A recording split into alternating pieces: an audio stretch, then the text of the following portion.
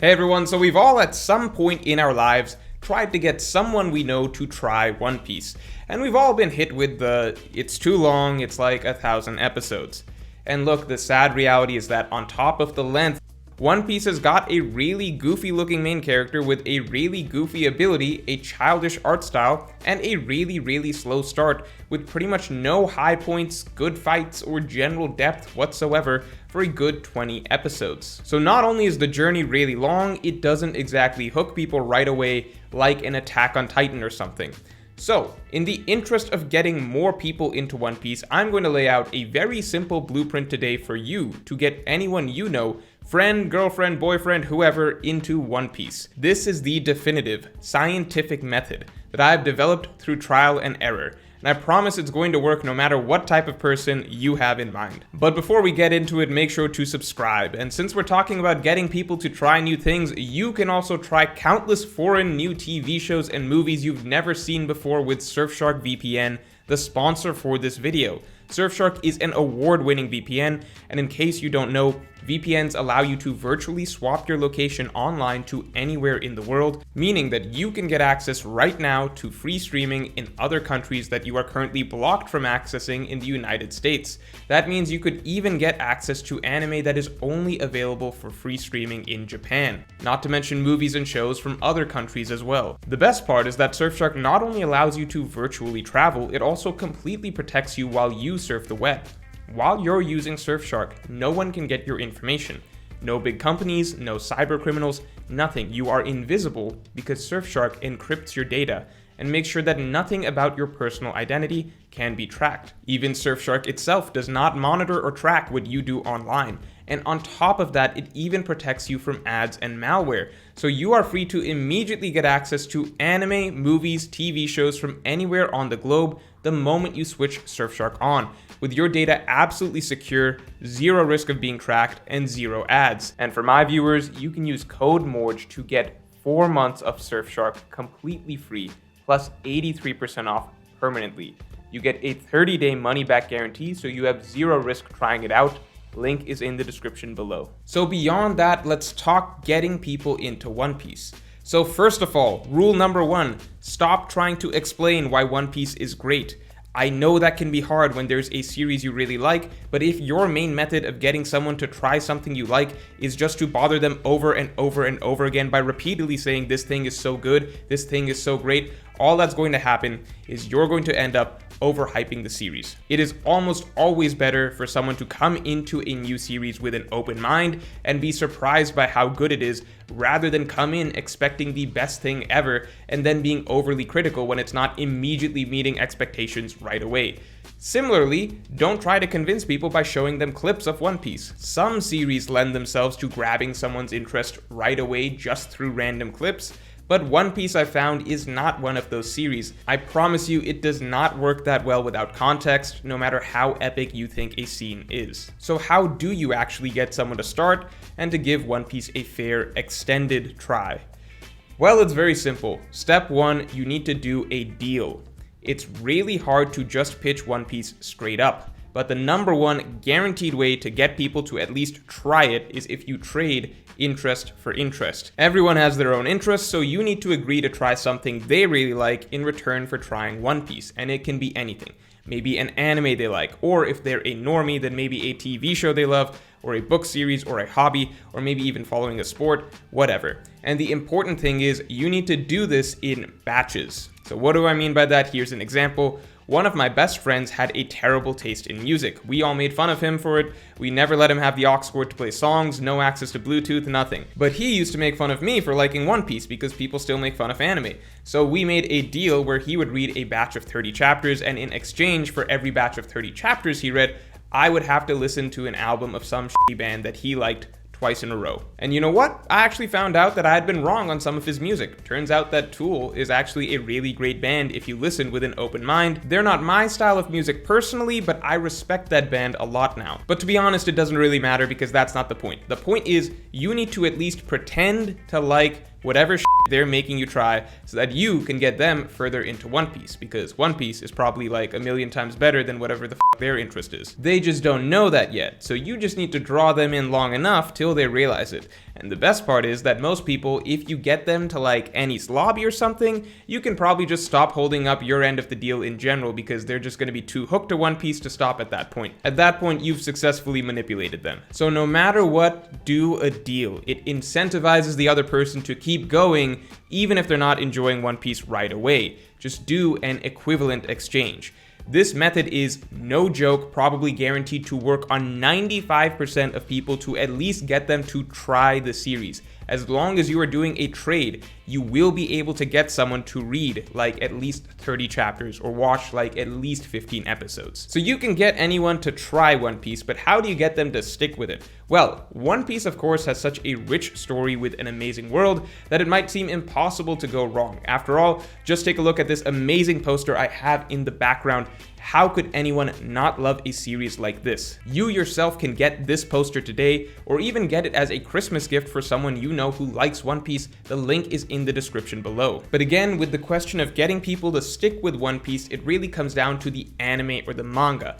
That is the question. This is the harder decision, since you're gonna have several options. So first of all, within the anime, you've got subbed or dubbed or even One Piece. And within the manga, you've got the actual Viz volumes or online scans. Trust me when I say it is really important to make the right choice here, because different mediums have drastically different effects for different people. In an ideal world, we would have a 10 out of 10 anime adaptation, you know, with the perfect dub to go alongside it, so that it is completely easily accessible to everyone, even non-weebs who've never tried anime.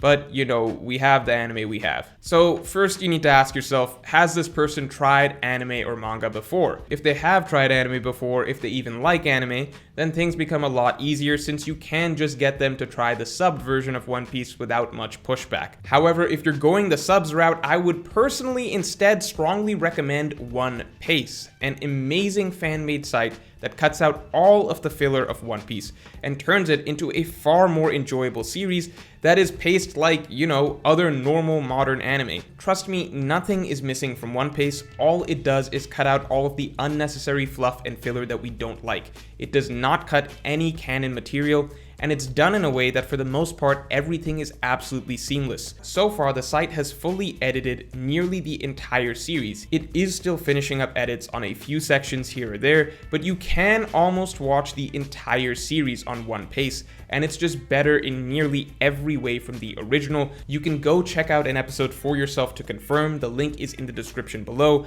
I know that if I ever watch the entire Wano arc, it's going to be on One Piece. I will acknowledge that the pacing of the normal One Piece anime really isn't that bad early on in the series.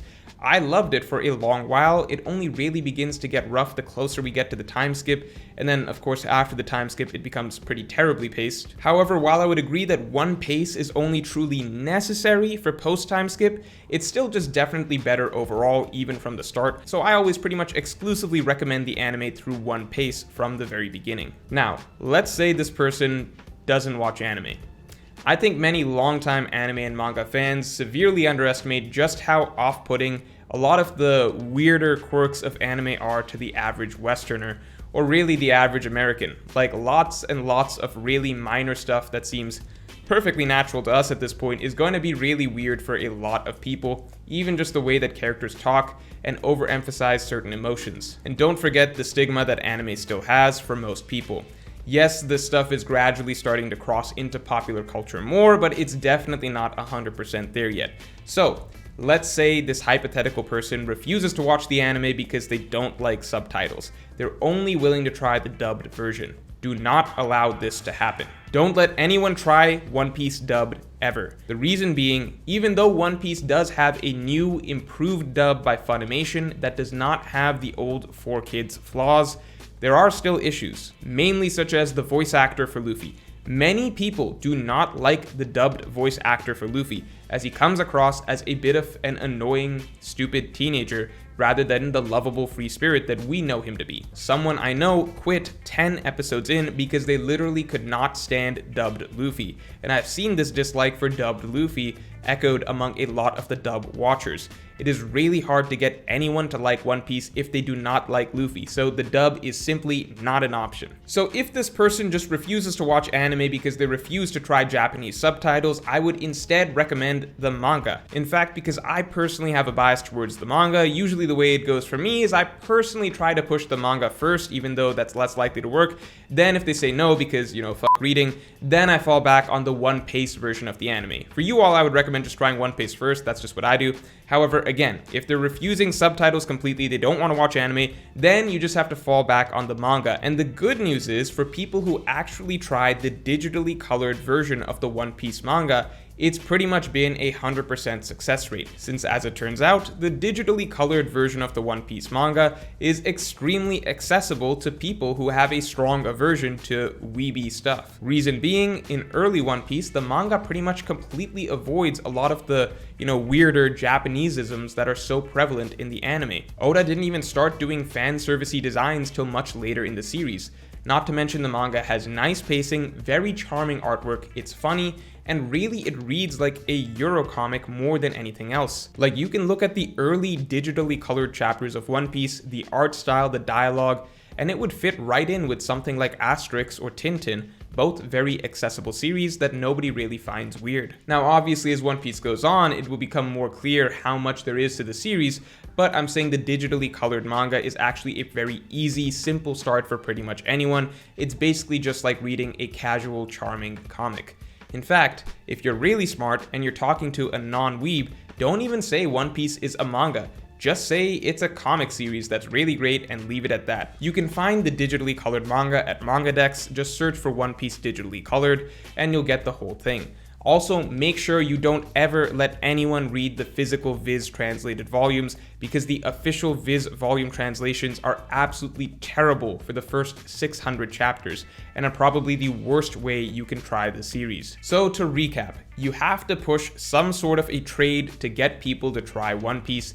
Through this trade, do things in batches. Don't force the entire series at once, and make sure you pick the right medium. So ideally One Piece as the first effort, and if they're extremely opposed to watching anime in general, then fall back on the digital colored manga and just ask them to read this comic. So then lastly, how long does it take before it's okay for someone to say One Piece isn't for them? If someone just really isn't enjoying the series, you probably shouldn't force it just because, you're so certain that they're gonna love Marineford 500 chapters down the road or something. Look, if someone isn't vibing with the characters or the emotional beats of the story at all by like Arlong Park, they probably are not going to truly love the series ever. In general, I'd say there are 3 benchmarks I've seen for a new One Piece reader or viewer. First is Baratier. I've noticed Baratier is where most people actually find something of interest. That makes sense. In Baratier, we get Mihawk, which is huge because it is the first character that really gives us a sign that there is a much bigger world out there. And the scene between Mihawk and Zoro is the first classic One Piece scene in the story, in my opinion. This should at least be something that a new viewer or reader can enjoy and get a little interested about. On top of that, the Sanji backstory is the first great backstory in One Piece, especially so in the manga, but still somewhat in the anime. So I'd say get someone to Baratier no matter what. That arc should give them enough good stuff to then get them to Arlong Park next, and this is the first point that I can say that One Piece truly gets good. Arlong Park is the first arc that has that classic One Piece emotion, so ideally that emotional stuff should hit and really show someone new what One Piece can do in terms of drama. And lastly, if they kind of liked Arlong Park but didn't truly love it, then the last push, Hail Mary, is get them to Alabasta. In my opinion, it's really important to get any new person trying One Piece at least to Alabasta if possible, because Alabasta is the first classic arc in One Piece. Yeah, Arlong Park is great for emotion, but Alabasta is the first arc that showcases the more complete package of what One Piece storytelling is. There's a huge kingdom in turmoil, there's a very large-scale conflict, there's a big secret bad guy organization that must be defeated, and the Strats have to step up to save everyone themselves. Very high stakes, very high drama from start to finish. Large cast of characters. It's just the first epic storyline of the series that gives you an idea of what One Piece really can be. So go get someone into One Piece, and if you enjoyed this video, then definitely like, comment, and subscribe. And make sure to use code MORJ to get 4 months of Surfshark completely free and 83% off permanently. Link is in the description below.